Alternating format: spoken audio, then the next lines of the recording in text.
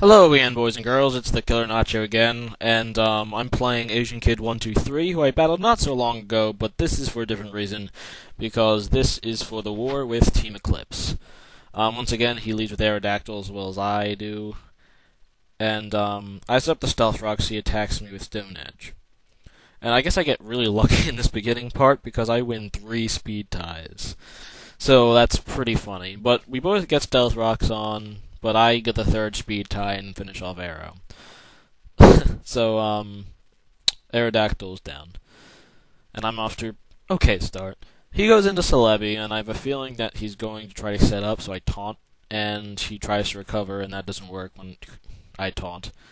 I decided to go out to Heatrand, and so I can use Aerodactyl's Death Fodder later, and he uses Psychic, which does quite a bit more damage to Heatrand than I thought it would, but that's life, I guess. So he goes into Gyarados. I expected him to go into his own Heatran, so I used Earth Power. But unfortunately, it didn't work out that way. That was a nice prediction on his part.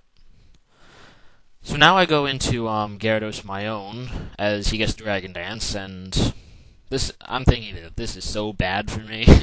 Even if his attack is normal, I know his Gyarados is carrying Stone Edge. He goes for the second Dragon Dance, which is kind of greedy on his part, and he kind of paid for it. So I go Stone Edge, and hit Gyarados to almost dead. I'm kind of mad I didn't kill it, because I'm pretty sure that's minimum damage right there. Because I've killed Gyarados in that situation in the past. But, I go into Luke, but he misses the Stone Edge, which is awesome. He does times 4 resist Stone Edge, so it wouldn't have done that much damage anyway, but still nice for it to miss, I guess. So I use Extreme Speed, finish it off. There's no reason for him to switch out. It was dead on the switch anyway. Might as well, hope I over-predict or something. So now he goes into Celebi, and I get to show off my new move after the Sword Dance. Yes, I traded it to a friend who has Platinum, and boom, this Lucario now has Ice Punch. Goodbye, Celeb. Goodbye.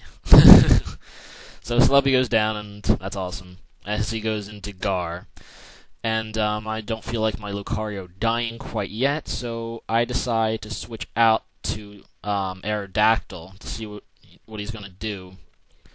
I see the T-Bolt. I still don't know if it's Scarfed or anything, so I decided to go into Celebi and find out. It was probably a bad play, but I just needed to see if it was Scarfed, really. So he finishes me off with Shadow Ball, and I lose Celebi, which kind of hurts. And that kind of sucks, to be honest. So I'm thinking about who I switch into.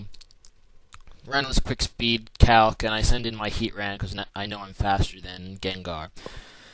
I go Fire Blast, and Gengar is dead, which is nice. But of course, he sends in his own Heatran now because I'm locked into Fire Blast. I go out into Gyarados as he Earth Powers, and that's cool. And I don't know if Waterfall's a one-hit KO, but I try. And he survives with like 3 hit points, and that sucks. And then he Fire Blasts and gets a crit and kills my Gyarados, so that kind of sucks. But it's not a big deal because Heatran's nearly dead, and it's not Scarfed as you saw, and as I found out in the previous battle. And I send in Lucario just to finish it off. I decided to use Close Combat, because that, even if he decides to switch out, it'll do a lot of damage to anything. And his last poke is Zapdos, and I'm going to try to Ice Punch it. I know this is a defensive Zapdos, so I don't expect to one-hit KO it, but I'll get it down enough so that Heatran can one-hit KO it with Hidden Power Ice.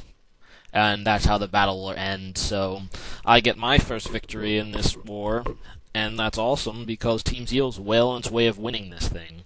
So, thanks for watching, rate, comment, subscribe, tune in tomorrow for my Christmas special.